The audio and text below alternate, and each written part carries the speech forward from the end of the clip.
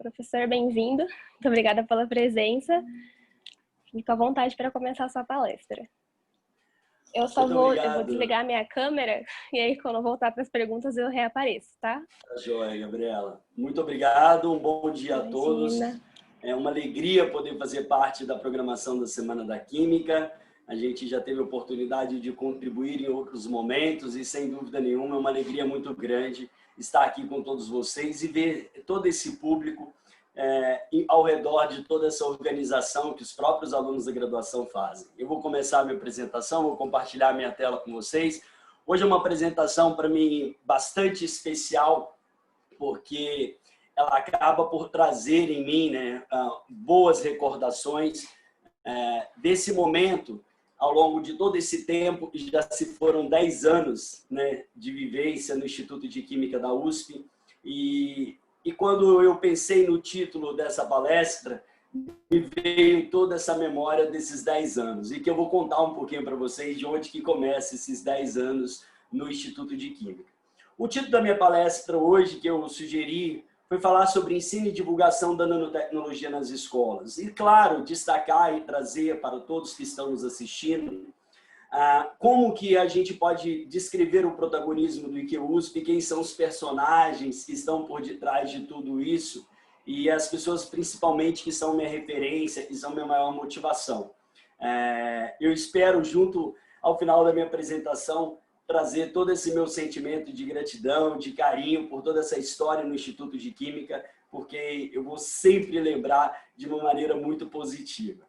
Bom, a minha apresentação, como estava na própria descrição, ela tem um aspecto, sim, de falar sobre divulgação científica, né? Quando a gente coloca... deixa eu só desabilitar aqui esse vídeo para eu enxergar direitinho. Quando a gente vai falar hoje sobre a história, a memória da nanotecnologia, de como que a gente trabalhou e levou isso de como nós trabalhamos e levamos isso para as escolas, a gente, no fundo, está fazendo divulgação científica, né? Divulgação científica é uma nova forma que a gente dá à ciência, obviamente, em termos de comunicação, para que ela possa chegar ao público diferente, né? Ao público maior, que não tem o conhecimento, para entender as entrelinhas, muitas das vezes, do conhecimento científico. Então, a ideia, principalmente por detrás da divulgação científica, é informar, educar, compartilhar, aumentar a conscientização da sociedade sobre tópicos importantes relacionados à ciência. E é o papel do divulgador científico se esforçar para entender sobre um determinado assunto, sobre um determinado trabalho, e aí dividir esse encantamento por um determinado tema, experimentando novas linguagens e novas formas, né? Essa Semana da Química é uma semana muito especial, tem uma programação de altíssima qualidade, né? Estamos tendo a participação aí de personagens muito grandes em termos da divulgação científica, como na abertura com o Iberê, teremos a Universidade da Química. Então, eu acho que o projeto Ensinando, ele carrega um sentimento maior, ele tem uma substância por detrás disso, que é um pouquinho dessa essência que eu quero contar para vocês na apresentação de hoje. E aí, claro, a gente também se posiciona como um elemento, um projeto que nasceu para divulgação científica e nanotecnologia. Quando a gente fala de divulgação científica, existem 3 pilares que eu acho que 3 áreas, 3 núcleos por onde ela se concentra, né? Nas mãos dos cientistas, as publicações de papers, elas definem a divulgação entre os seus próprios pares. Os jornalistas, né, especializados em jornalismo científico e a própria imprensa, que também faz o seu papel de divulgar a ciência, e nesse caso da pandemia, sem dúvida nenhuma, a gente tem observado isso daí de maneira ainda mais intensa. Mas é ali no centro, é no centro onde todas as pessoas têm oportunidade de estar. Porque os outros atores, as outras pessoas também podem ser personagens importantes dentro da divulgação científica. Ela pode se comunicar com essas 3 áreas, ela pode usar material, informação e conhecimento que surge dessas 3 áreas. Então, acho que a divulgação científica, falando para todo o público que está nos assistindo, ela vai muito da segurança, do conhecimento que você tem e, principalmente, de você trazer isso numa linguagem acessível, numa linguagem fácil das pessoas entender. Todos nós somos divulgadores científicos, por que não, né? Se você tem uma carreira, uma graduação e você está principalmente dentro da área de ciência, você pode ser, você é, porque não, um divulgador científico. E aí eu vou citar esses aspectos formais e não formais, que eu acho que coloca todos nós como grandes potenciais de serem divulgadores científicos. Esse é um esquema bastante interessante e que mostra que, por a gente estar associado, por a gente estar no meio de toda essa tríade, a gente consegue se beneficiar, a gente consegue evoluir muito e fazer um excelente trabalho, um trabalho de contribuição muito forte para a sociedade em termos de divulgação científica, né? Quando a gente fala de divulgação científica, a gente está pensando em 3 situações muito especiais: a alfabetização, o letramento e a enculturação, né? A alfabetização, para a gente poder levar para as pessoas a compreensão básica de termos, conhecimentos, tudo aquilo que é relacionado aos fundamentos da ciência. O letramento em si, ele carrega a divulgação científica e levar a compreensão da natureza para outras áreas, né? E colocar ela em destaque.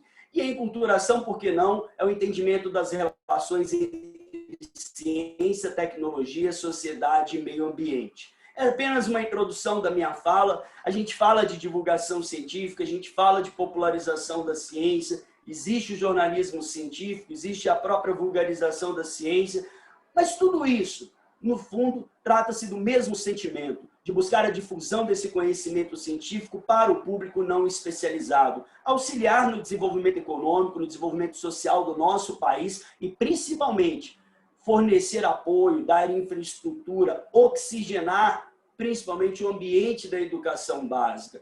Quando a gente caminha para esse lado da divulgação científica e muito de falar sobre o ensinando e falar sobre a sua história do ensinando, passa muito sobre como contribuir para que novos temas, temas contemporâneos, temas que estão na fronteira da ciência, cheguem na educação básica. E aí, quando o estudante acessar a graduação, ele pelo menos tenha visto isso, e eu tenho dados de pesquisas muito interessantes para compartilhar com vocês. Por isso que todos nós, sim, podemos ser divulgadores científicos. E se a gente for para o lado de uma coisa mais formal, a gente vê essa questão da divulgação científica dentro de uma educação formal, ela acontece, né, de maneira mais organizada dentro de escolas e de universidades, até mesmo de cursos estruturados no próprio currículo, mas isso para um público homogêneo, para um público fechado, para o público que estão dentro disso.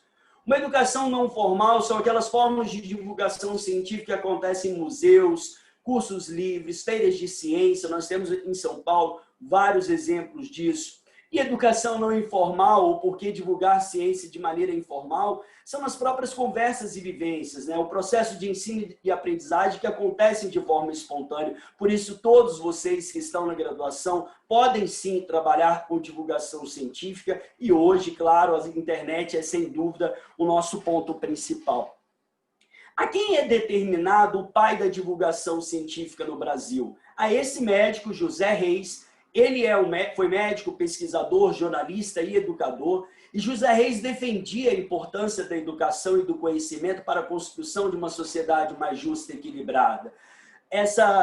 A grande influência de José Reis em termos da divulgação da ciência e da tecnologia no Brasil começa lá, a partir da década de 1930. Ele é natural do Rio de Janeiro, faleceu no ano de 2002, aos 94 anos, e ele, lá atrás, enxergava a mídia como uma aliada para que o conhecimento, para evitar que o conhecimento ficasse restrito aos ambientes acadêmicos. No fundo, hoje, divulgação científica é uma palavra da moda, né? Todos nós estamos vendo divulgação científica em quaisquer redes sociais, por personagens muito importantes, por pessoas que têm um papel muito importante. Mas quando a gente olha lá para trás e pensa na influência que esse cara, que o José Reis teve, sem dúvida nenhuma a gente olha para esse período moderno hoje de internet e redes sociais, mas a gente tem que olhar para o período onde não tinha muito esse auxílio, não tinha muito esse recurso.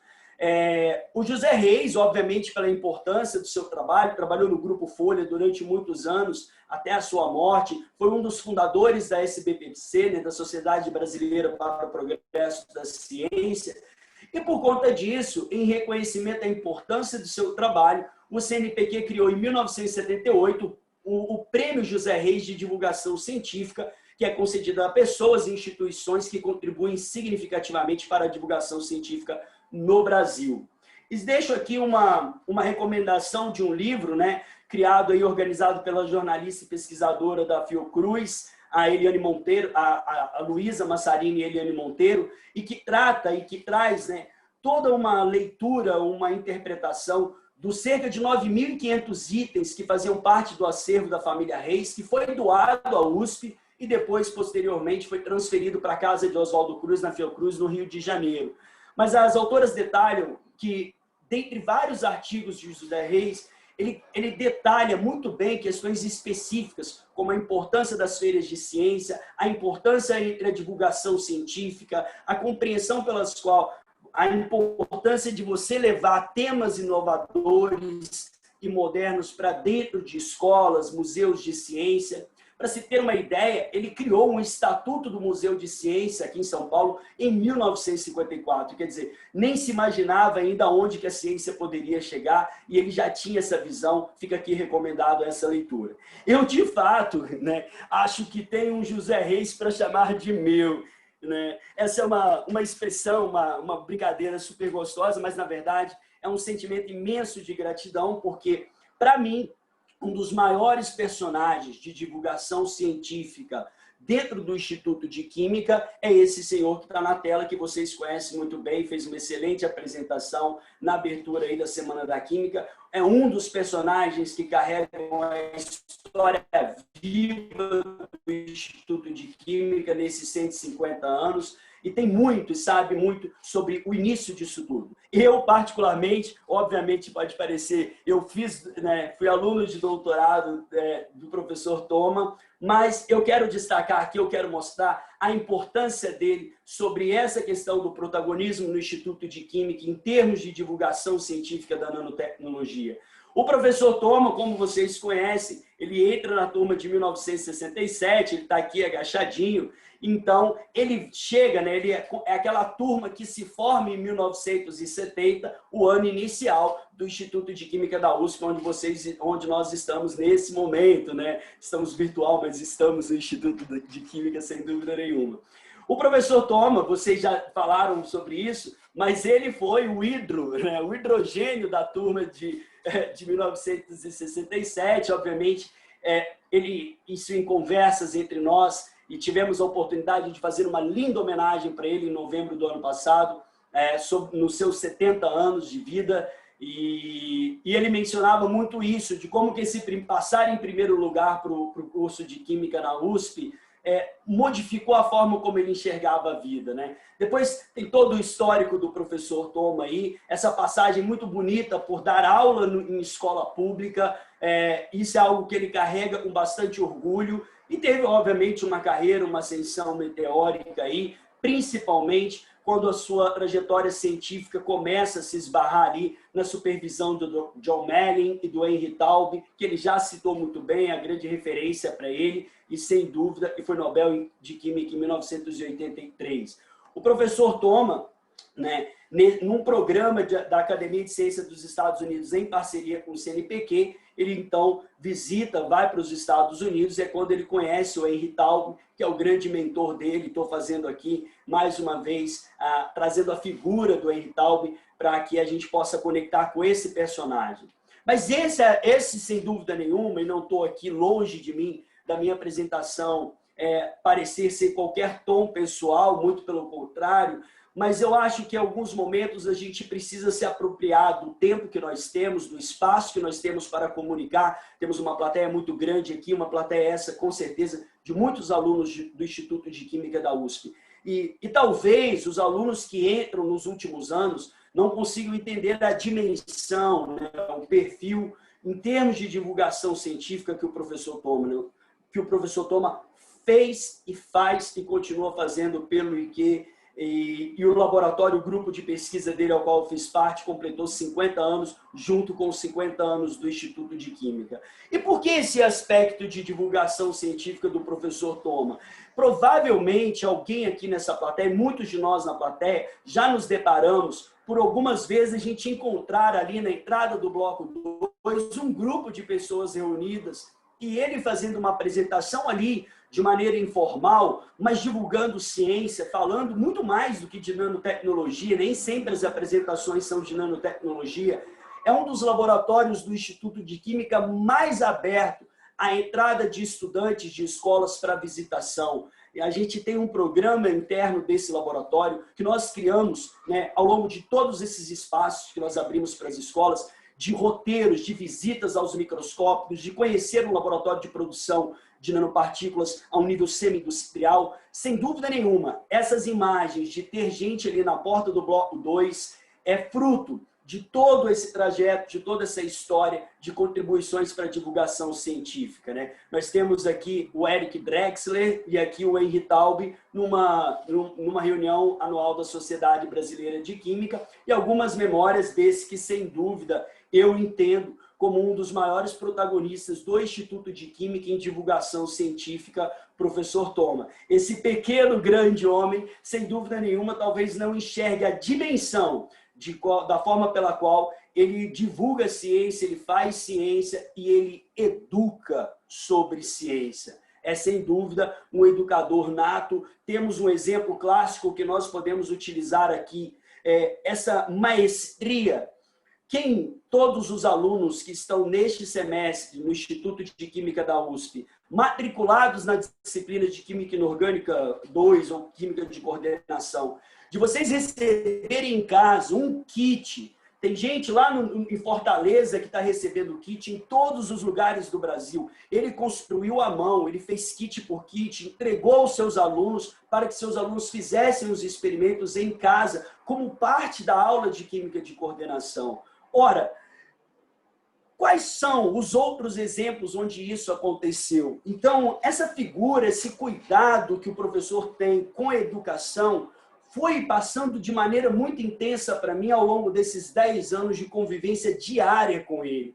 E eu tenho muito orgulho mesmo de perceber o quanto que ele privilegia, o quanto que ele abre espaço na sua agenda, no seu tempo, na sua organização, para fazer visitas gratuitas às escolas, para ir divulgar ciência, para receber alunos. Sem dúvida nenhuma, um dos maiores protagonistas em ensino e divulgação da ciência, principalmente da nanotecnologia, é o professor Thoma. Eu não sei o que passa na reflexão de alguém quando olha para o jovem Thoma diante da criatura e o criador, não podemos brincar assim, mas eu tenho, de fato, nesse tempo, nesses meus primeiros slides, tecer e fazer essa justiça, de fazer essa afirmação. Vocês que são novos no Instituto de Química, sem dúvida nenhuma, têm uma oportunidade muito grande de conhecer a história desse docente, desse pesquisador, que está intimamente ligado ao cinquentenário do Instituto de Química da USP. É, sem dúvida, uma referência em termos de divulgação científica. Que é maior divulgação científica do que ter mais de 20 livros publicados? Se você estuda aí com J.D. Lee, você está estudando com vários livros traduzidos pelo professor Thoma. Isso, às vezes, a gente não percebe, a gente simplesmente abre o livro na graduação, vai lá na página onde a gente quer e a gente não percebe. Mas por detrás, quantas obras esse educador, esse pesquisador, esse divulgador científico produziu, além das suas inúmeras publicações de artigos. Professor Thoma, para quem ainda não conhece de perto, e por isso que eu estou fazendo aqui uma apresentação mais ampla sobre ele, porque ele está intimamente ligado à história do ensinando e à forma pela qual a gente trabalhou muito forte na divulgação científica, mas recebeu aí cerca de mais de 30 prêmios, né, incluindo aí eu acho que eu vou destacar ali o prêmio final, que eu já conecto e assim eu já passo direto, mas tem o prêmio Reinbold-Hauptmann, tem a Academia de Ciências do Mundo em Desenvolvimento, o prêmio Fritz Feigl do Conselho Regional de Química, a Gran Cruz da Ordem Nacional do Mérito Científico, dado pelo presidente da República na época, e 2 prêmios Jabutis, né? Um em 2014 e um em 2017. Prêmio Jabuti esse que eu faço parte, junto com a minha referência, com o meu mestre, o professor Thoma, nessa celebração incrível do dia da premiação, né? Esse prêmio foi recebido, nós fomos agraciados, né? O professor Toma, o Ulisses Condomite, esse cara de roxo que está aqui, um baita amigo, vai estar aí hoje contribuindo para a apresentação. Muitas das coisas da história de pensar em ensino e divulgação da nanotecnologia se dá com as nossas intensas conversas de laboratório, né? Eu vou contar como que chegamos até esse prêmio Jabuti, os dois ali, o senhor Eduardo, junto com o senhor Edgar, né, representando a editora Blucher. Essa possibilidade de receber um prêmio Jabuti é fruto muito do esforço da humanidade com que o professor Toma conduz os seus alunos. Todos os alunos, para ele, têm o mesmo potencial. Não há sequer nenhuma discriminação, nenhuma outra preferência. Ele incentiva a todos a irem muito além do que possam pensar que são capazes de chegar. E eu acho que um pouco da minha trajetória passa muito por essa capacidade dele de nos desafiar a cada dia. Então, as conversas ali naquela salinha, na beirada de mesa, as propostas, os desafios, isso vai com que a gente vai evoluindo, amadurecendo, encorpando, ganhando aí mais segurança para quando chegar o momento, obviamente, da gente poder caminhar um pouco mais independente. Chegarei nesse ponto. E é por isso que poucas pessoas sabem, mas agora bastante, eu tenho essa memória incrível dos nossos 2 livros que publicamos juntos, né? O livro Nano, em parceria também com meu amigo Ulisses Condomite, e tenho junto com ele a memória dele na minha estante aqui em casa, como uma recordação de uma referência.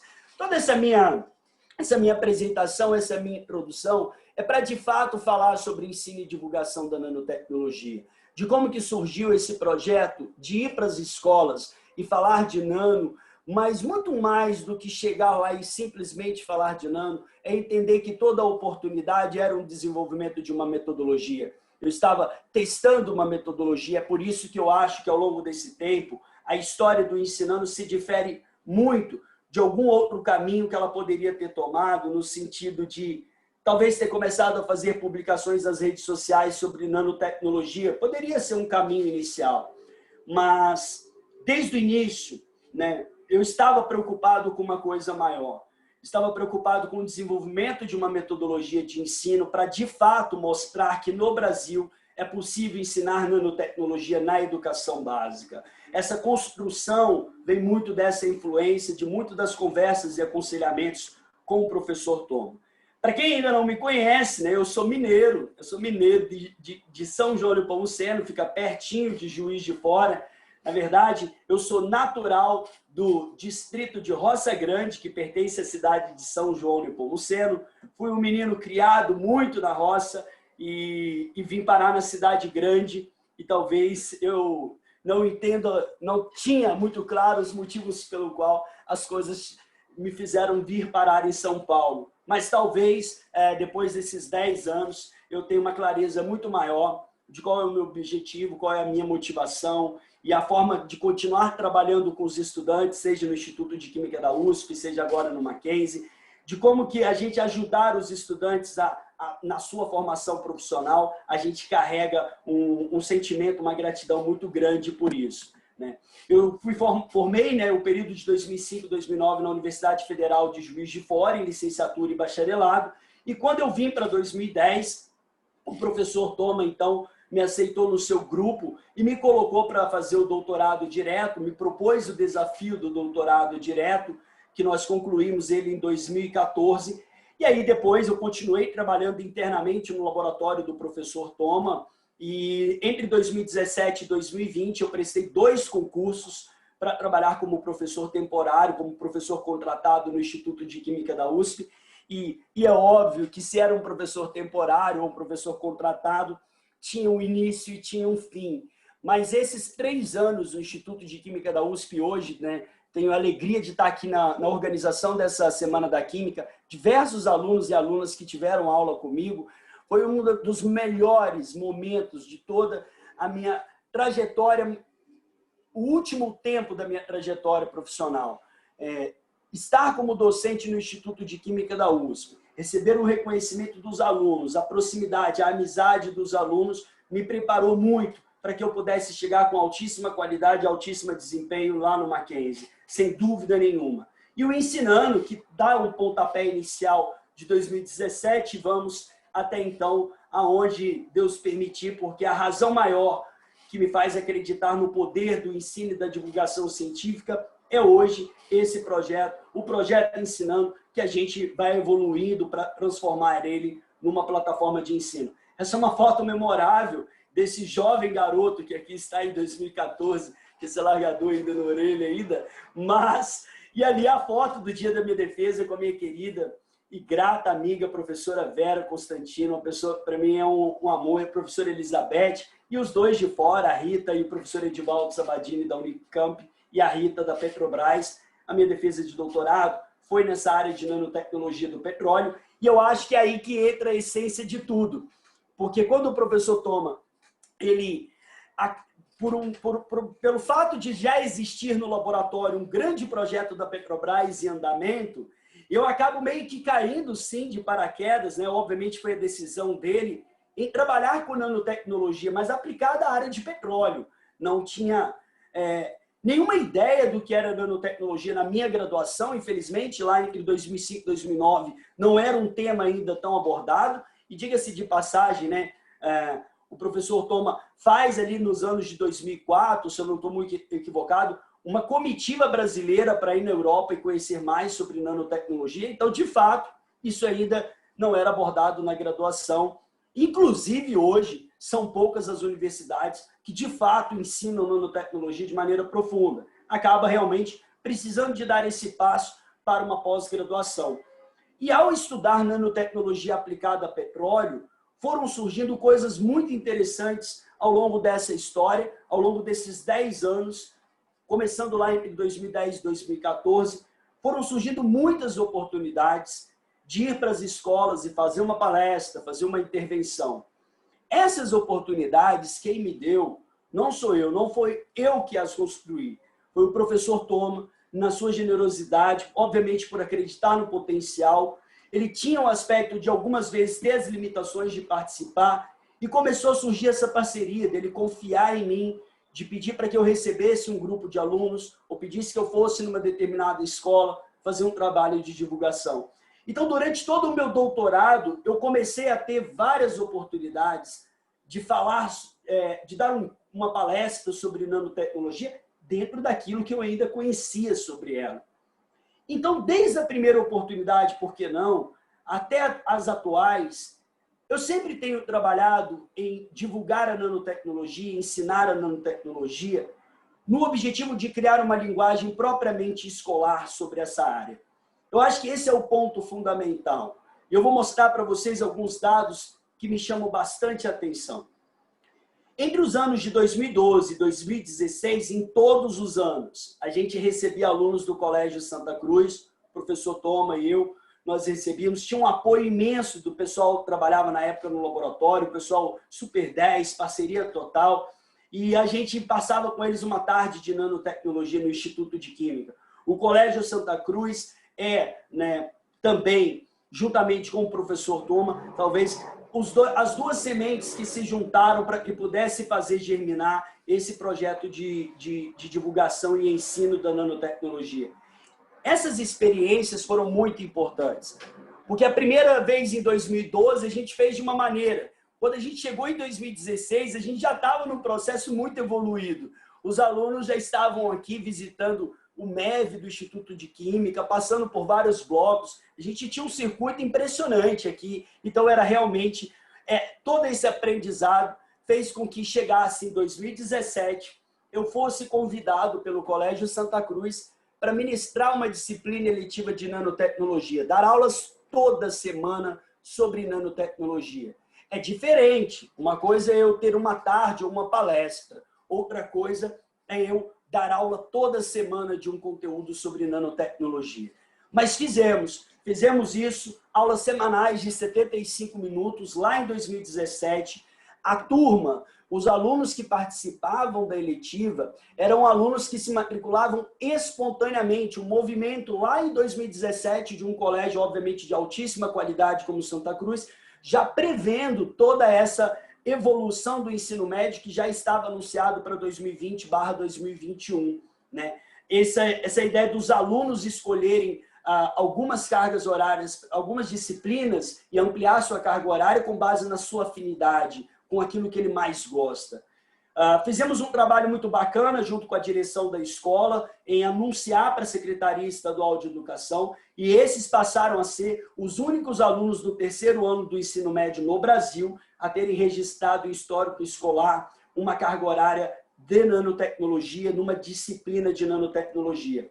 Isso se repetiu em 2018, voltamos novamente em 2019, nesse ano de 2020, pelo quarto ano consecutivo, estávamos lá dando a eletiva de nanotecnologia, e da mesma forma como as oportunidades de receber alunos no Instituto de Química me propuseram a sempre pensar numa evolução, esses 4 anos numa sala de aula, dando aulas de nanotecnologia, sem dúvida nenhuma, traz hoje o projeto Ensinando para uma condição de compartilhar com todos, de ampliar a divulgação científica, para que agora a gente possa pegar toda essa nossa bagagem e levar para o público maior que estão nas redes sociais. Em 2019, foi um ano de um grande laboratório de ensino da nanotecnologia, porque eu dava eletiva para o terceiro ano do ensino médio no Colégio Santa Cruz, no Colégio Dante Alighieri, eu estava com alunos do primeiro e segundo ano, e no Colégio Beit Jacob, no Colégio Judaico Particular na Barra Funda, um excelente colégio, lá eu tinha a Nano Week, que era uma semana de imersão à nanotecnologia para o 9º ano do Fundamental. É por isso que, de novo, eu volto naquela minha reflexão. Talvez eu pudesse ter começado lá atrás a criar um perfil e divulgar e fazer postagens sobre nanotecnologia. Mas eu, como educador, como também por carregar alguns princípios, eu sempre pensei que, para mim, a recompensa maior seria quando eu pudesse anunciar para o público todos esses anos de experiência com ensino e divulgação.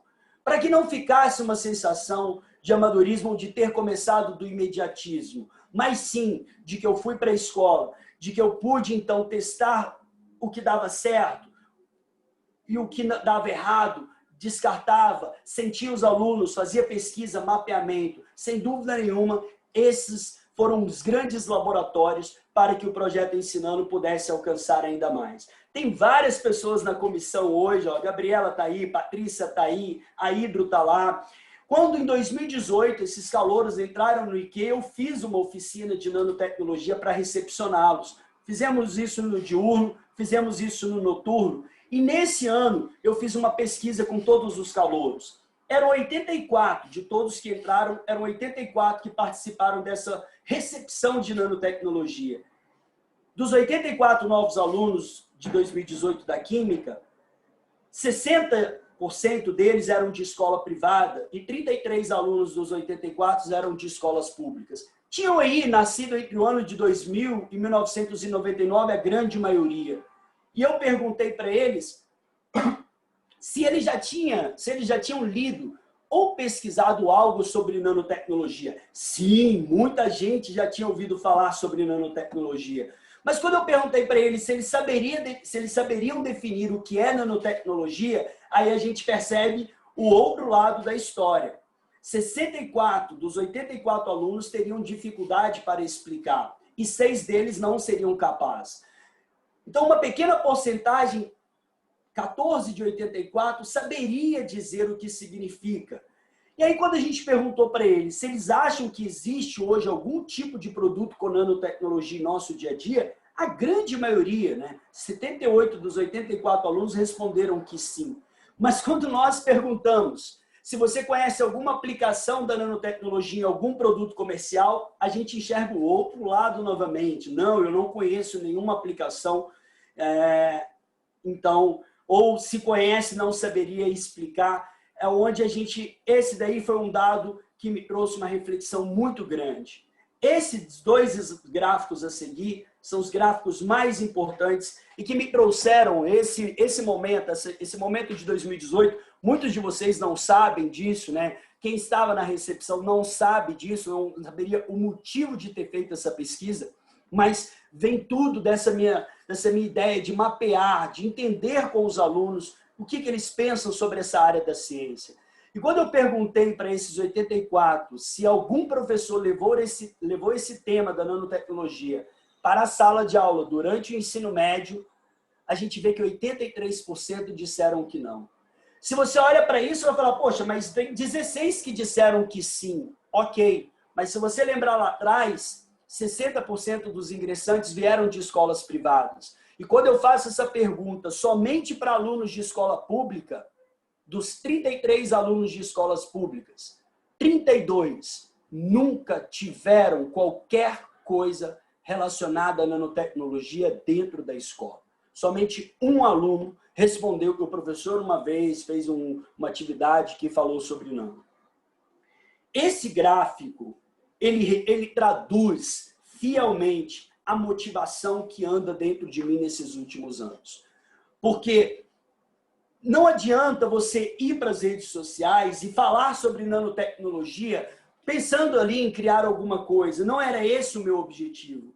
O meu objetivo era justamente mapear, entender como que esse tema pode entrar na educação básica, para que se algum dia, em 2030, quando alguém fizer essa pesquisa com os novos calouros do IQ, nós teremos 100% dos alunos, talvez seria o mundo ideal, eles 100% respondendo, sim, eu tive um encontro com a nanotecnologia na educação básica.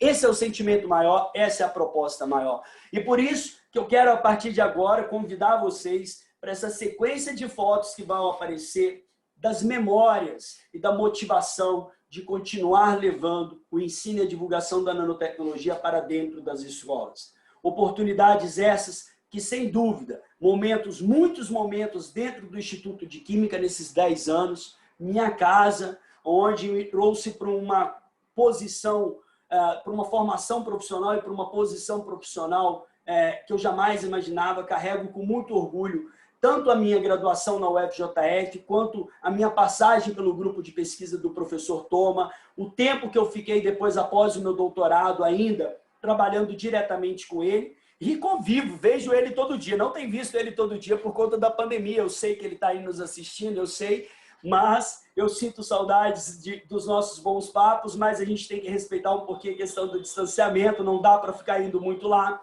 Mas essas memórias, tem muita coisa dele sempre, do professor Thomas, sempre ter encorajado. Vamos receber os alunos, vai lá, faz atividade, vamos escrever um material novo para divulgação da nanotecnologia. Então, essas memórias que estão passando na tela para vocês, é para que vocês possam me conhecer quem é o grande personagem que está por detrás de mim, que é o professor Thomas, conhecer a escola que abriu as portas para que eu pudesse testar o ensino da nanotecnologia, que é o Colégio Santa Cruz, e para que vocês também possam entender que cada foto dessa é um esforço, é um trabalho muito grande de se levar atividades experimentais, de colocar isso em diferentes níveis de ensino, para entender se é possível no nono ano do fundamental, como estão nessas imagens aí dos alunos do Colégio Beit Yaakov, como seria isso para a última série do ensino médio, que seria para o terceiro ano. Ao longo desses 4 anos, nós temos hoje mais de 50% do curso é experimental. Se quiser fazer 60% do curso experimental, tem. Então, são atividades, são aulas de nanotecnologia muito dinâmicas, muito vivas, com alunos aprendendo, né? Hands-on learning, botando a mão na massa, trabalhando com nanopartícula, fruto de muitas das parcerias, de muito apoio, sempre o professor Thomas me deu, para que pudéssemos desenvolver esses experimentos dentro dos laboratórios, adaptar. Ele que tem uma didática incrível e esse kit de coordenação que os alunos estão aí trabalhando é um exemplo vivo da capacidade dele de criar um kit durante uma pandemia, porque sabia que não ia ter aula de laboratório no segundo semestre, e deixar os alunos diante de um ensino de tanta qualidade nessa disciplina que ele está ministrando atualmente para vocês.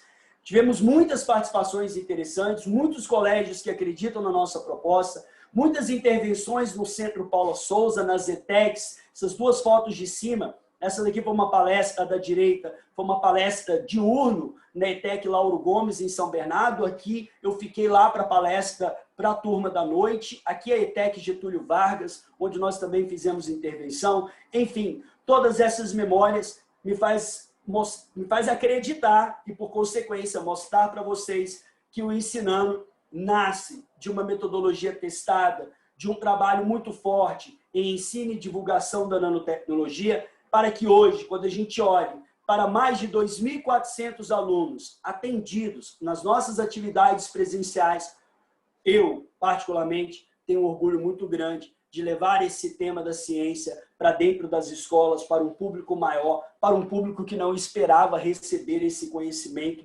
talvez tão cedo. Esse é assim que é o projeto. Quem sabe na graduação, os alunos que entram na graduação do futuro já conheçam muitas dessas novas áreas da ciência que estão aí. Hoje o Ensinando tem uma memória e parcerias com escolas de São Paulo, né? Tivemos com a Envenus School, Colégio Bandeirantes, Colégio Dante, Centro Paula Souza, Mackenzie, Colégio Porto Seguro, Santa Cruz, o Senai, o SESI, atividades que foram feitas na Universidade Federal de Goiás, na Universidade de Guarulhos, um curso recente para professores do Colégio Renascença, aqui em São Paulo. O Ensinando está nas redes sociais, eu gostaria de convidar a todos vocês, seja no Facebook, Instagram, YouTube, por favor, eu vou ficar muito feliz de ter vocês perto de mim, lá nas redes sociais, para que a gente possa interagir e se comunicar. Tem um site novo do Ensinando, lá nesse site, obviamente, tem uma parte especial para o grande colaborador de toda essa ideia, que é o professor Tom. Eu fiz esse convite a ele, se ele me desse essa permissão, porque, sem dúvida nenhuma, eu vou sempre associar o Ensinando com essas oportunidades que ele me deu, que ele me confiou. Convido a todos para conhecerem lá o site, e lá no site que vocês vão poder baixar o nosso e-book gratuito, que eu já vou falar dele agora, nessa parte final da minha apresentação. O site está bem bonitinho, vale super a pena vocês conferirem lá. Aonde que começa essa história, né? Além do doutorado, além dessas atividades de receber alunos, Ulisses vai saber muito bem disso, mas foi uma conversa, foi uma tarde que eu me lembro perfeitamente do professor Thomas chamar Ulisses e eu dentro da sala dele e falar assim: olha, nós precisamos pensar nesse desafio. Eu preciso que vocês comecem a pensar em roteiros de nanotecnologia, de síntese de nanomaterial. Porque eu estou escrevendo o meu livro de nanotecnologia da minha coleção. Esse livro é todo teórico e nós precisamos de um livro experimental. Eu me lembro direitinho dessa tarde dele falando disso. O desafio está feito. Eu vou avisar a Blucher, nós vamos fazer essa publicação junto, os dois livros saindo juntos. Foram mais de 1 ano e meio, para ser mais preciso. Foi 1 ano e meio de trabalho, para ser mais preciso. E Ulisses e eu, juntamente sobre a supervisão do professor Thomas, conseguimos reunir 45 experimentos didáticos sobre nanotecnologia, divididos em 10 capítulos, com atividades com o leitor, né, de interação com o leitor. Fizemos mais, classificamos esses experimentos em básico, intermediário e avançado, para que o livro se tornasse uma obra apta à infraestrutura laboratorial de qualquer instituição de ensino. Seja uma escola de ensino médio, uma escola privada, pública, ensino técnico, ensino superior. E é isso que tem acontecido, né? Temos relatos da utilização desse livro numa disciplina da Unicamp, recebemos esse relato há um tempo atrás, é muito bacana isso, e além da gente ver os relatos de pessoas que estão usando os livros em disciplinas em universidades ou cursos técnicos. Essa classificação, e eu acredito que o tema deva ter chamado, eu estou especulando, que a gente não sabe, mas chamou a atenção dos jurados do Prêmio Jabuti, que nos concedeu, como já foi anunciado, lá em 2017, a nós, autores desse livro, junto com a editora Blucher, o primeiro lugar no prêmio literário mais importante do Brasil. É muito importante eu fazer essa fala aqui nesse momento, porque nós não escrevemos o livro pensando em ganhar Jabuti, né? O professor Tom e o Ulisses estão aí, sabem muito bem da verdade dessa minha palavra. Aliás, nós nem sabíamos que estávamos concorrendo ao Prêmio Jabuti. A editora, simplesmente, se ela lançou 10 livros naquele ano, ela inscreve os 10 livros em cada uma das categorias e pronto. Então, foi um anúncio de e-mail, daquele e-mail que chega e modifica toda a sua visão e, claro, gratidão por tudo que estava se passando naquele momento com o anúncio do primeiro lugar. Vamos receber essa premiação, temos uma gratidão muito grande por esse prêmio, que sem dúvida nenhuma foi um grande combustível para que a gente pudesse ampliar ainda mais essas atividades de ensino e divulgação da nanotecnologia. Coincide com o início da eletiva de nanotecnologia no Colégio Santa Cruz. Esse era o livro que o professor Toma, é o 6º volume de uma coleção. Ele escreveu uma coleção inteira com a Blücher e o último livro dele era sobre nanotecnologia, onde, né, na época, lançamento, onde ele nos convidou, então, para fazer essa parte experimental. Temos aí, só de autoria do professor Toma, 3 obras que estão na tela para vocês, que mostram como que esse pesquisador, esse educador, trabalha e continua trabalhando muito forte. Vida longa ao professor Toma, para ampliar a bibliografia nacional, principalmente na área de química e na área de nanotecnologia, sem dúvida nenhuma. Tive uma experiência super bacana nessa unidade móvel do programa Nanomundo, do Senai. Ele é uma unidade móvel que tem lá microscópio eletrônico de varredura, microscópio de força atômica. Essa carreta, essa unidade móvel, ela circula por todo o estado de São Paulo, vai no SESI, nos Senais, para fazer ali um curso rápido para os alunos SESI e Senai, e depois essa carreta também ela fica aberta para visitação da comunidade. Foi uma experiência muito bacana, né, que aconteceu no ano de 2016, e depois, no ano de 2017, aí foi quando eu virei a chave para o concurso da USP, para entrar no concurso para ser professor temporário. E já então, como professor temporário na USP, foi quando o professor Toma e eu, nós submetemos o projeto para um edital da Pró-Reitoria de Cultura e Extensão da USP, em parceria com o Santander, e tivemos aprovado esse projeto para a criação do primeiro e-book brasileiro para ensino e divulgação da nanotecnologia para alunos de ensino médio e de ensino técnico. Intitulada Nanotecnologia para Todos, essa cartilha, esse e-book, teve então o apoio da USP e o apoio do Banco Santander, que nos patrocinou, e a gente distribuiu aí aproximadamente 1000 exemplares para as escolas públicas e para as nossas ações de divulgação que nós fizemos. Hoje, esse e-book, quero só mostrar um pouquinho ele por dentro para vocês. A ideia de se colocar nele o nome Nanotecnologia para Todos foi que a gente pudesse, isso desde o início eu falei isso junto com o professor Toma, e ele obviamente abraçou a ideia, para ter representatividade de gênero, de raça. Se é para falar de nanotecnologia, vamos falar de nanotecnologia para todas as pessoas. E aí criamos um formato de e-book muito bem ilustrado, numa linguagem didática, acessível, que trabalha isso de maneira que um estudante de ensino médio possa ler esse e-book. Uau, isso que é nanotecnologia, ter uma noção para onde que isso vai. Então a gente deu muita identidade para os personagens que aparecem. São personagens que surgem com perguntas e o texto vai respondendo. É hoje um material didático que eu vou já trazer número para vocês, mas é o material didático mais baixado do Brasil nessa área de ensino e divulgação da nanotecnologia. Você vê aí, hoje o nosso material está espalhado por todos os estados do Brasil, por todas as 27 unidades, por todas as unidades federativas do Brasil.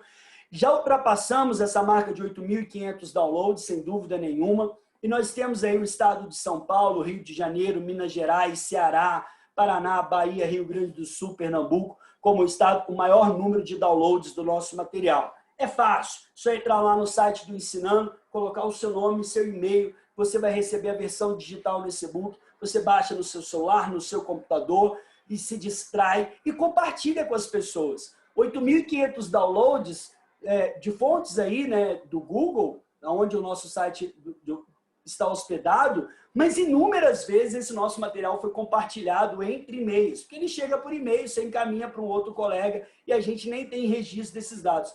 É claro que o número é muito maior do que isso, e se ele é muito maior do que isso, maior é a nossa gratidão, é a nossa felicidade de ter produzido um material, o professor Toma e eu, de termos desenvolvido esse material, de termos nos arriscado a submeter esse projeto e ver esse material com esse resultado de divulgação da nanotecnologia no cenário nacional.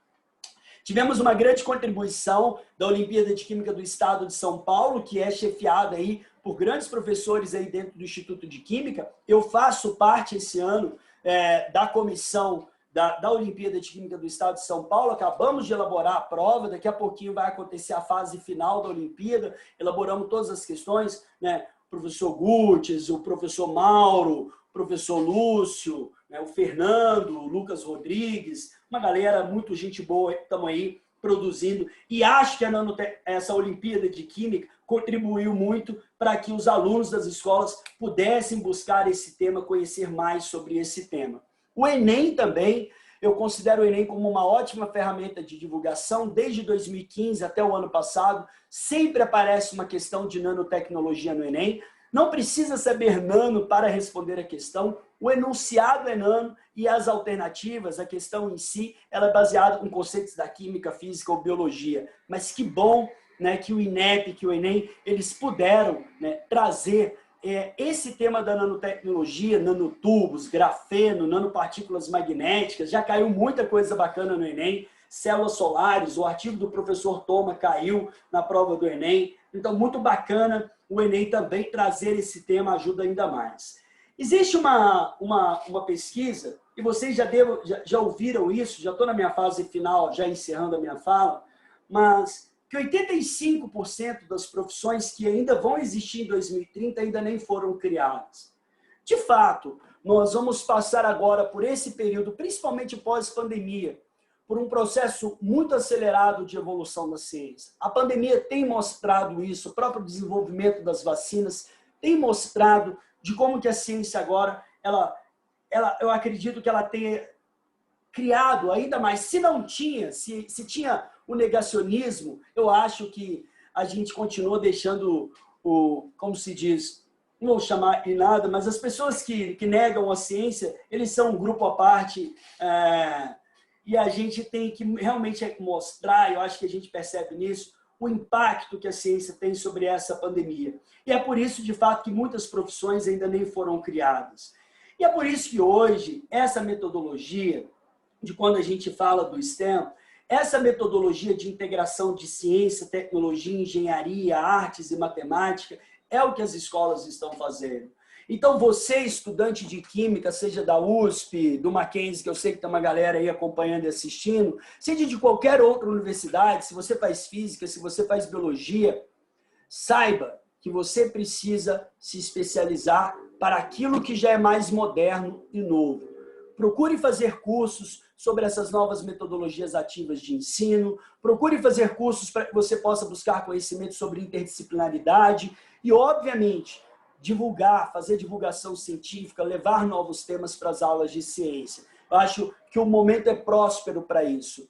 A gente saiu de um mundo, né, de um passado, onde as disciplinas pareciam caixas, né, tudo compartimentado, você não tinha uma integração, você não tinha uma conexão entre uma disciplina e outra. Depois disso, acabou evoluindo para áreas temáticas, né? Então, tinha ciência, tinha matemática, tinha tecnologia. E aí veio hoje, né, o STEM, e agora tá com essa incorporação da artes, virou o STEAM. E, no fundo, para onde que nós estamos caminhando? Para uma ciência holística. E eu acredito demais nisso. Porque você necessariamente precisa daquelas aulas básicas, o que é modelo atômico, o que é camada eletrônica, distribuição, ligação química. Nós precisamos disso, isso nunca vai mudar.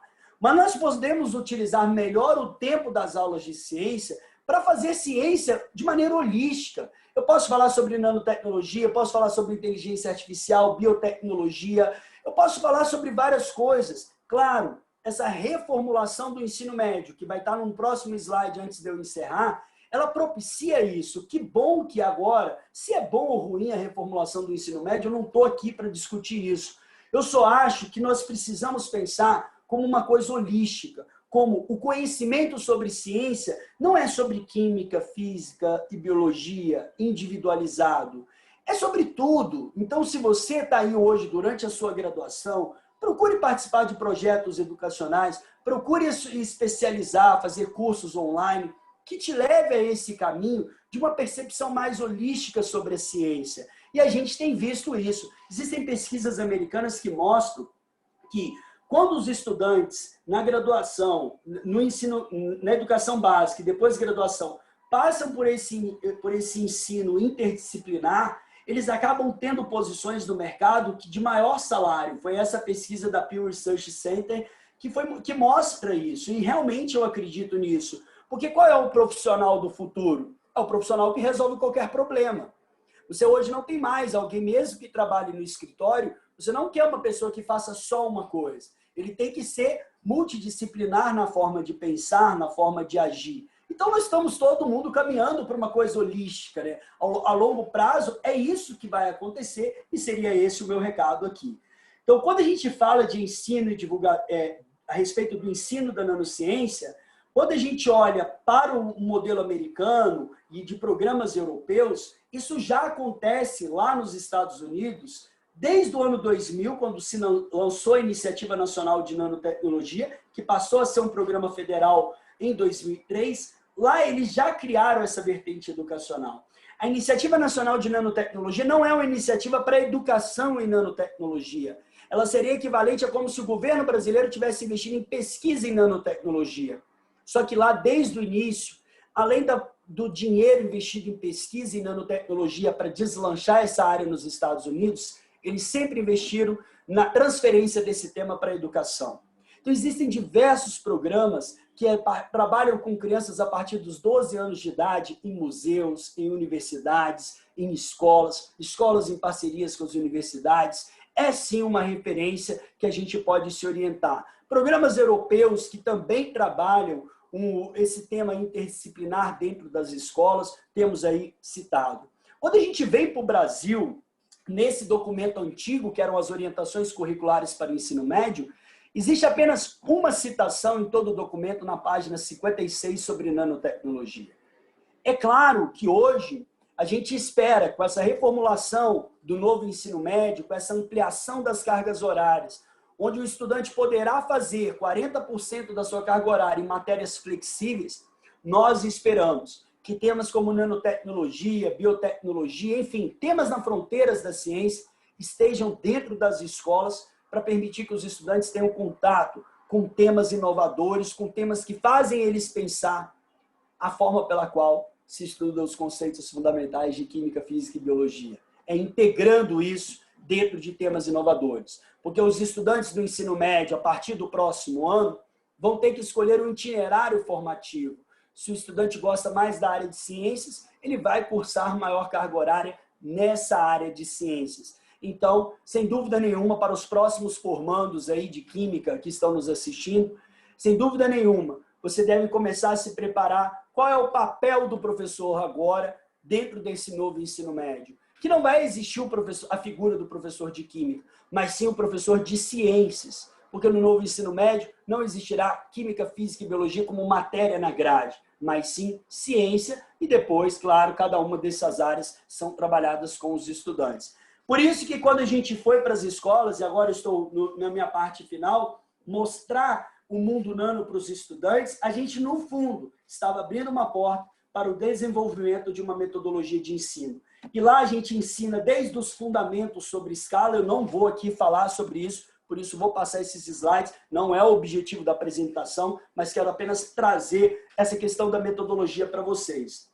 A gente, nesse ano de 2020, fizemos uma pausa sobre o tamanho dos vírus, com base aí no coronavírus, que tanto se fala sobre coronavírus. A gente destaca ali o tamanho dos vírus, mostra para os estudantes os tipos de vírus que são diferentes. E aí entramos no mundo sem fundo, né? No mundo sem volta.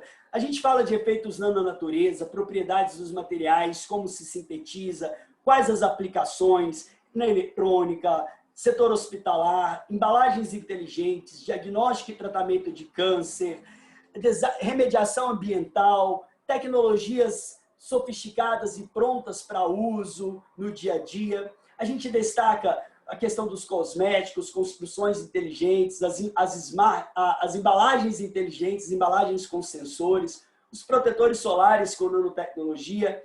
Inclusive, a gente tem uma parte dentro do nosso curso, da nossa eletiva de nanotecnologia, e que a gente, além de ir a fundo, explicar como que uma nanopartícula localiza e mata o câncer, a gente conecta isso com a própria questão do Enem, que caiu em 2016, que falava sobre o uso de nanopartículas magnéticas e do processo de magnetohipertermia. Então, a gente explora muito essa questão do Enem. E agora sim, pessoal, eu realmente estou chegando ao fim nesse tempo que me foi cedido, e é por isso que eu faço uma pausa nesse slide que tem o título da minha palestra. Eu espero que vocês aí do outro lado tenham sentido da mesma forma como eu estou e gostaria de transportar para vocês essa questão desse sentimento que eu tenho, de uma gratidão enorme pelas oportunidades e pela transformação que eu tive profissionalmente com a minha passagem por esses 10 anos no Instituto de Química. O Instituto de Química completa 50 anos, é uma instituição de excelência, todos nós sabemos disso. Todos os estudantes do Instituto de Química têm a responsabilidade de continuar carregando esse nome e essa qualidade para onde quer que forem, da mesma forma que todos os estudantes das outras universidades também precisam desempenhar o seu papel de olhar para a instituição que o formou. E além de eu ter sempre a minha gratidão pela Universidade Federal de Juiz de Fora, mas eu hoje tenho mais tempo de São Paulo do que propriamente quando eu me mudei para Juiz de Fora para fazer a graduação lá. E essa minha história com o Instituto de Química se passa profundamente por essas oportunidades, por essa mentoria que o professor Toma teve e tem na minha vida. Ele sim é um grande mentor, ele é uma pessoa que sempre me apoiou demais, sempre me incentivou, e poder trazer toda essa reunião de memórias que eu pelo menos tentei passar para vocês, acho que é fruto disso, das oportunidades que a gente encontra, seja a forma como o professor Toma me ajudou, seja a forma como o Santa Cruz acreditou no meu trabalho, as outras instituições de ensino que abriram, que fizeram parcerias para que a gente pudesse ir lá e divulgar o nosso trabalho, fazer um pouquinho de intervenção. Sem dúvida nenhuma, quando a gente fala de ensino e divulgação, o protagonismo do Instituto de Química se dá por toda essa trajetória que temos ao longo, vamos pegar aí dos 8, dos 10 anos que eu estive dentro dessa instituição e continuo, né? Nunca vou me desligar do Instituto de Química. O Instituto de Química estará sempre junto comigo.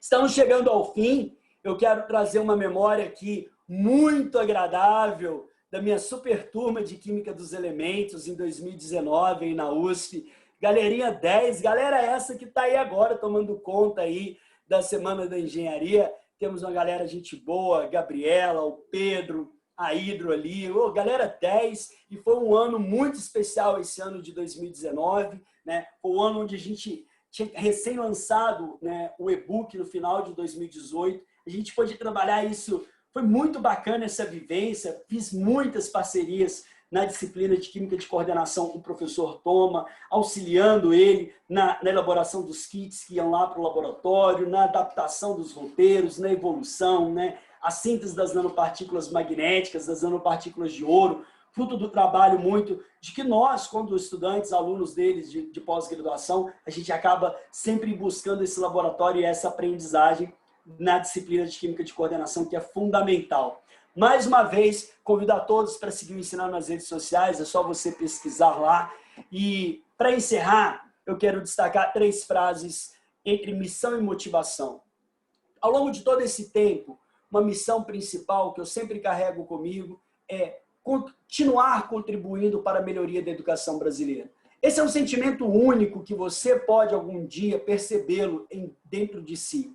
Quando você sente que você está fazendo alguma coisa, que ela ganha aspectos, ela vai ganhando dimensão, ela vai aumentando de tamanho, e você vai alcançando um público de gente muito maior, e você percebe que você está entregando uma contribuição para a educação brasileira, esse é um sentimento muito forte e muito bacana de se sentir. Oferecer novos caminhos para o ensino. Acho que a minha aproximação e levar a nanotecnologia para dentro das escolas é, no fundo, uma maneira de oxigenar o ensino de ciências, de trabalhar novos temas que façam os estudantes perceber a importância que tem a evolução, as pesquisas científicas, ele aprender ciência na educação básica. E promover, óbvio, o conhecimento científico, a cultura da divulgação científica no nosso país, que está intimamente relacionado ao nosso futuro.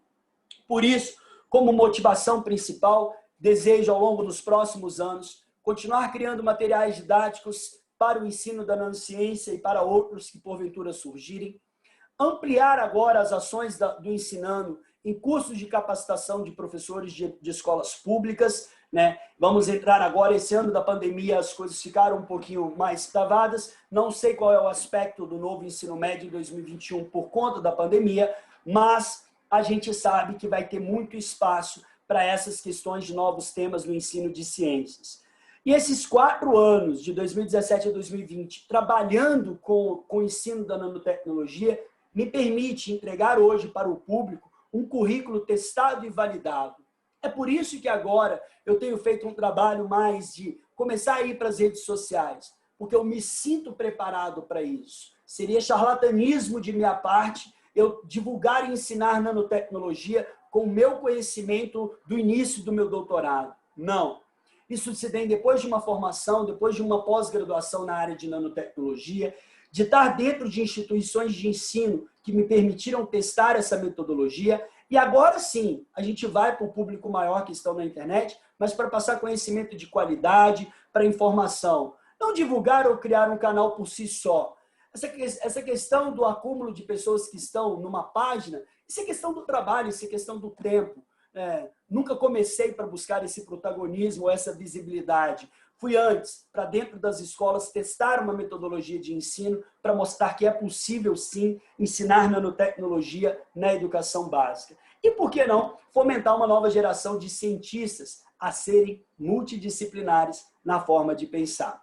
Agradecimento imenso ao meu mestre, meu mentor, professor Thomas, sei que ele está aí nos acompanhando, e essa palestra de hoje, professor Thomas, como inúmeras outras vezes, é sempre uma oportunidade que a vida me dá de eu poder externar essa gratidão, o meu agradecimento a todos os professores que fizeram parte da minha formação, mas você representando a todos os educadores e professores desse querido Instituto de Química. A editora Edgar Blucher, que confiou ao Instituto de Química, meu muito obrigado. O Instituto de Química, ele é um ninho de criação de novas ideias. O Instituto de Química não coloca barreiras. A infraestrutura gigantesca desse lugar, sem dúvida nenhuma, facilitou demais alguns passos que foram dados nessa trajetória do ensino da nanotecnologia. Eu tenho que desejar vida longa ao Instituto de Química, parabéns pelos seus 50 anos e que, sem dúvida nenhuma, em 2021, todos os estudantes possam estar trazendo vida ao campus, ao Instituto de Química, para que essa é uma unidade que pulsa. Meu agradecimento também à minha nova casa, ao Mackenzie, depois de ter encerrado o meu contrato de 3 anos com o Instituto de Química, em julho agora, eu passo então a me dedicar exclusivamente aos meus alunos e alunos, aos projetos e trabalhos do Mackenzie. Aqui eu também cumprimento os alunos do Mackenzie que aqui estão. E de resto, pessoal, gratidão acima de tudo, muito obrigado por essa oportunidade e por esse incrível momento de estar aqui com vocês. Eu estou muito feliz, espero que eu tenha transmitido um pouco dessa minha gratidão, dessa minha energia nesse evento tão especial. Sucesso a todos, saúde, proteção, que Deus abençoe e a gente se encontra por aí, principalmente se a gente ficar juntinho lá nas redes sociais. Um beijo grande, um bom evento, muito obrigado, estou aberto, passo a palavra aí para o pessoal da comissão, para a Gabriela, Patrícia e os demais. Muito obrigado. Muito obrigada, professor, pela apresentação. Tivemos muitos elogios e muitas perguntas, inclusive.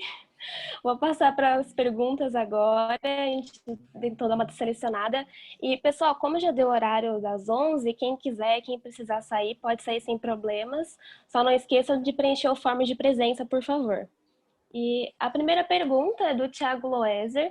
Ele pergunta: quais são as dificuldades de abordar o tema da nanotecnologia? Sabemos que é um assunto pouco explorado e falado nas escolas e até em algumas universidades brasileiras. Ele também parabeniza a apresentação e o belo quadro que está atrás de você.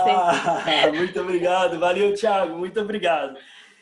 Sem dúvida, Thiago, eu tenho essa pergunta é muito importante, porque eu sempre imagino e tenho isso claro comigo, de que o fato de ter começado numa escola privada, uma escola, sim, de alto padrão, para quem é de São Paulo conhece, mas de ter uma infraestrutura à disposição, isso realmente foi um facilitador.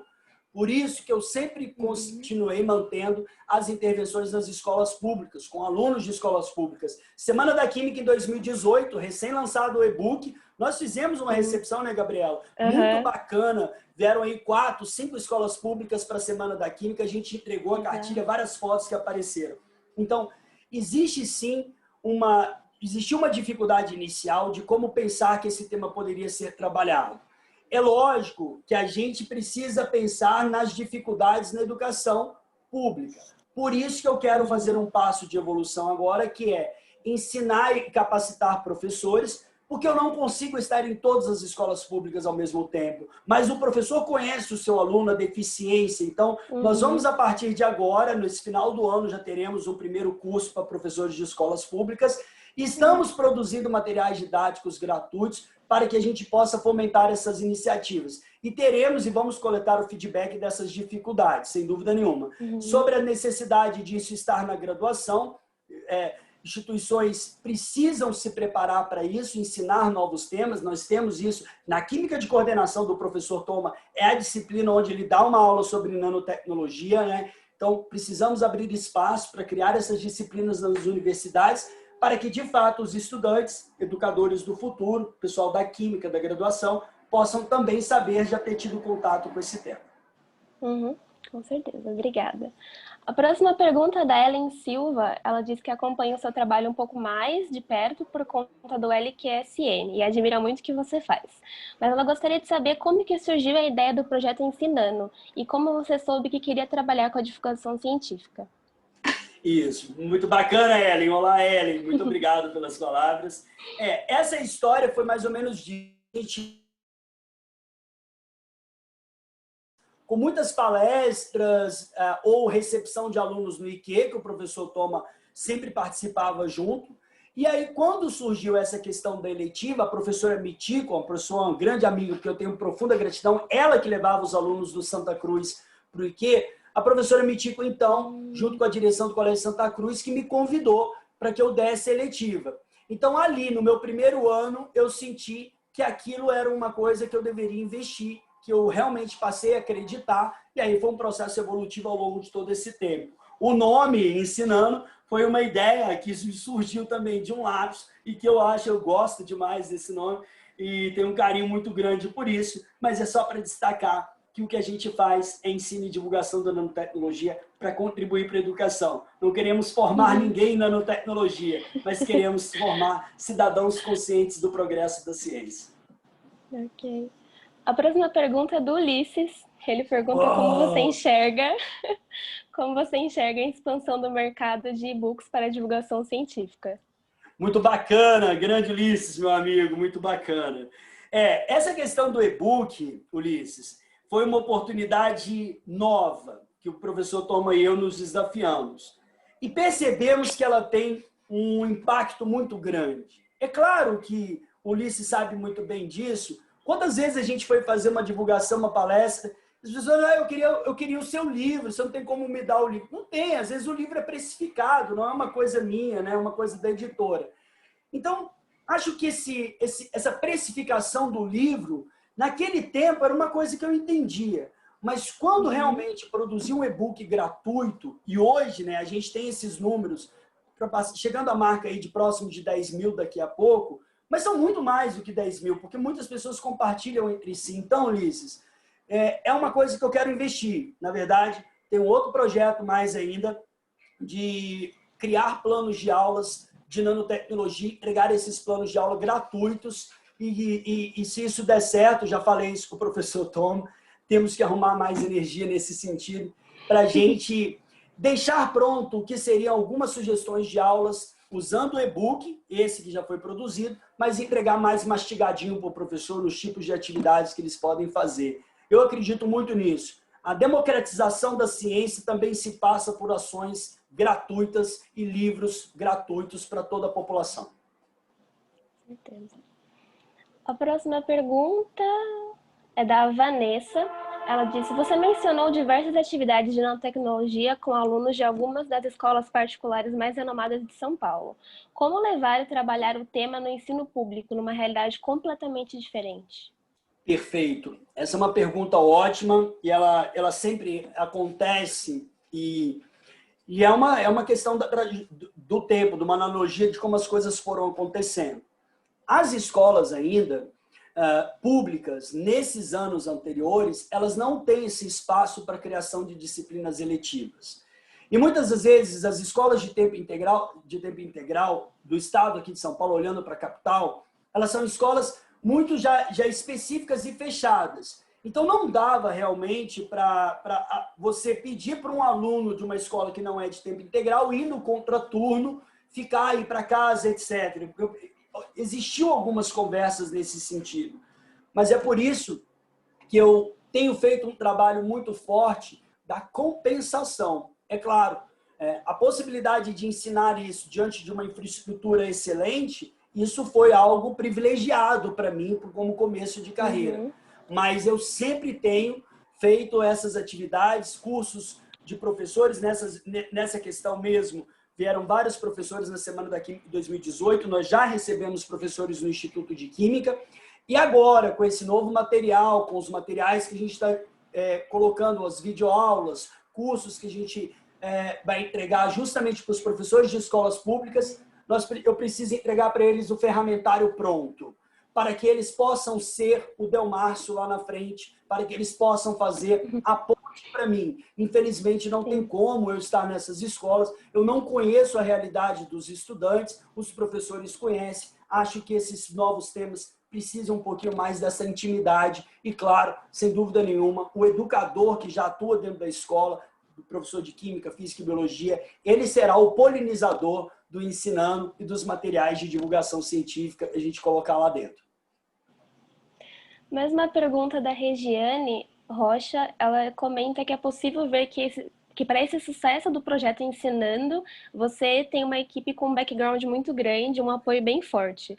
E se você tem alguma ideia de como alguém, assim como ela, que não tem todo esse apoio, poderia começar a realizar esse sonho aqui na cidade dela, que no caso é Curitiba, Paraná. Oi, eu conheço, Regiane. Maravilha, Regiane. Regiane, eu acho que a gente se tocou num assunto muito bom. O Ulisses, se estiver nos ouvindo ainda, vai saber muito bem.